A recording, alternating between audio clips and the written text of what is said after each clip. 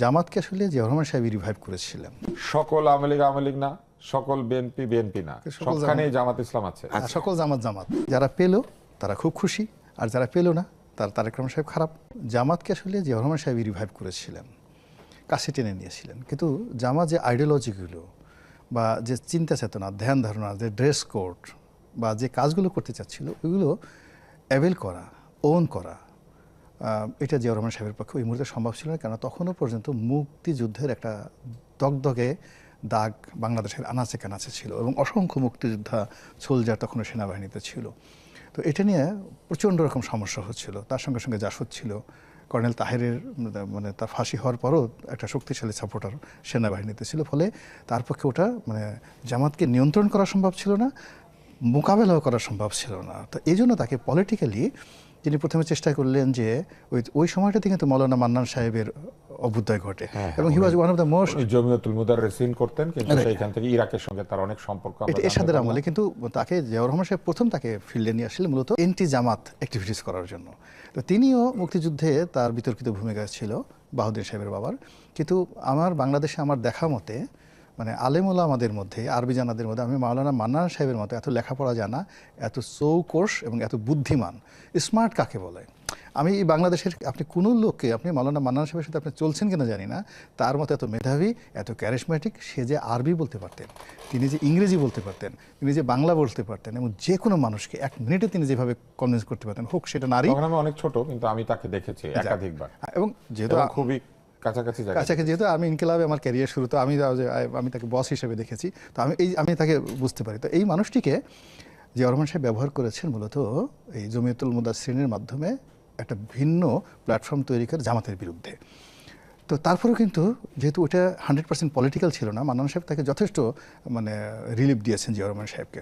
তারেক রহমান সাহেবের যে কতগুলো প্রবলেম, ফার্স্ট প্রবলেম হলো তার অফিসের মধ্যে 3টি গ্রুপ আছে। আপনি সেটা জানেন? তাহলে উনিও তো জানেন। হ্যাঁ, উনি অবশ্যই জানেন, আমার চেয়ে ভালো জানেন। কিন্তু আমরা বাইরে থেকে দেখি, প্রথম এই মুহূর্তে যে গ্রুপটি, যেটা হলো তার সঙ্গে লন্ডন থেকে যারা এসছেন একেবারে ঘরের মানুষ, আপনজন, তাদের দাপট সবচেয়ে বেশি। এরপর হলো যে এখানে বসে স্কাইপের মাধ্যমে যে ইয়াং তরুণ তুর্কিদের সঙ্গে তার বন্ধুত্ব ছিল, খুব ভালো সম্পর্ক ছিল, এই একটা গ্রুপ। আর হলো যারা সিনিয়র বেগম জিয়ার সঙ্গে যাদের রাজনীতি ছিল, এই 3টা গ্রুপ। তো এই 3টা গ্রুপ হলো প্রিলিমিনারি, তাদের মধ্যে এখন দ্বন্দ্ব সংঘাত, তারপরে শেষে পদ পদবি নিয়ে যা কিছু আসে এগুলো অনিবার্যভাবে তারেক রহমান সাহেবের জায়গায় যদি বিএনপি হতো, আওয়ামী লীগ হতো, সবার ক্ষেত্রে এই ঘটনাটা ঘটতো। দ্বিতীয় যে গ্রুপটি হবে, যারা পেল তারা খুব খুশি, আর যারা পেল না তার তারেক রহমান সাহেব খারাপ, এই বলে তারা বুক থাপড়াবে এবং তলে তলে জামাতকে টিপ মারবে, লাগাও আছি তোমাদের সাথে, বড় দলের লাগাও, হ্যাঁ গন্ডগোল লাগাও, সমালোচনা করো, এবং তারাই তথ্য পাচার করে দেবে। আজকে এটা হয়েছে ক্যাবিনেট মিটিং, আজকে ওইটা হয়েছে, তোমরা এগুলো বলতে থাকো, আমরা তো বলতে পারি না, তোমরা বলো। এরকম একটা অবস্থা সৃষ্টি হবে, গবের শত্রু বিভীষণ। এরপরে যেটা হচ্ছে আর একটা গ্রুপ তৈরি হয়ে গেছে, এটা ওনার জন্য সবচেয়ে বড়, সেটা হলো হঠাৎ করে এই যে ফুল পার্টি। এই গত 17 বছরে মানে এদের কোনো দেখা সাক্ষাৎ কেউ দেখেনি, লন্ডনেও দেখা যায় নাই, বাংলাদেশেও দেখা যায়নি। কিন্তু এই সময়টাতে কোথা থেকে যেন ফুলের তোলা নিয়ে এনে, এই তারেক রহমান সাহেবের মেয়ে আছে, আর স্ত্রী আছেন, তার পার্সোনাল স্টাফ আছেন, এমনকি ওনার নিজের কাছে আসেন, ভাইয়া ভাবি ইত্যাদি ইত্যাদি, আমরা এটা করেছি, আমরা এই সব, তাদের পোশাক ভালো, টাকা আছে, ধনী, মানে দালাল যাকে বলা হয়, মানে মধু খাওয়া। সকল সরকারের বেলায় এই গ্রুপ থাকে, পরের 2টা গ্রুপ, একটা হচ্ছে কিছু পাই নাই কিছু পেয়েছে, আর একটা হচ্ছে আপনি যেটা বলছেন এখন আগেও ছিল, তার আগেও ছিল। কিন্তু এই গ্রুপটা তারেক রহমান সাহেবের সাথে বেশি প্রবলেম হবে এই কারণে যে যারা আসছে তাদের সঙ্গে গত 17 বছর প্র্যাকটিক্যালি তার সঙ্গে যোগাযোগ ছিল না, যেহেতু দেশের বাইরে।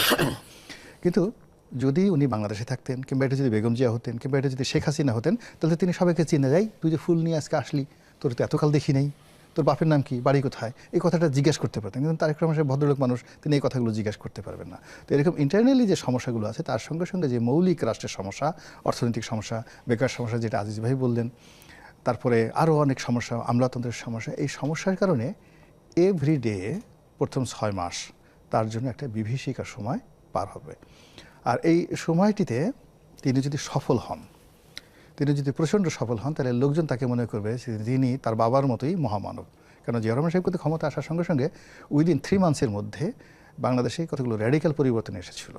দ্রব্যমূল্য, যোগান, সাপ্লাই, যে মালগুলো বা যে বিষয়ে নিত্য প্রয়োজনীয় পণ্য বঙ্গবন্ধু জমানায় পাওয়া যাচ্ছিল না, লবণের অভাব, চিনির অভাব, তো এই জিনিসগুলো কিন্তু জিয়াউর রহমান সাহেব ক্ষমতা আসার সঙ্গে সঙ্গে অ্যাভেলেবল হয়ে গেছে। তো এখন যে সমস্যাগুলো বাংলাদেশে আছে, এটা যদি তারেক রহমান সাহেব তার বাবার মতো করতে পারেন, তিনি হয়ে যাবেন মহামানব। এবং জামাতের এই জান্নাতের টিকিট, তারপর সে সততা, ন্যায়পরায়ণতা, যে কথাগুলো বলছেন, চাঁদাবাজি সাদাবাজি, এই একটা জিনিসও তার জন্য, তার মানে জনজীবনের যে দুর্ভোগ সেটা দূর করতে পারলেই তিনি জনপ্রিয় হয়ে যাবেন। জনপ্রিয় না, তিনি মহানায়ক হয়ে পড়বেন তার বাবার মতো, এবং জামাত বিপদে পড়বে।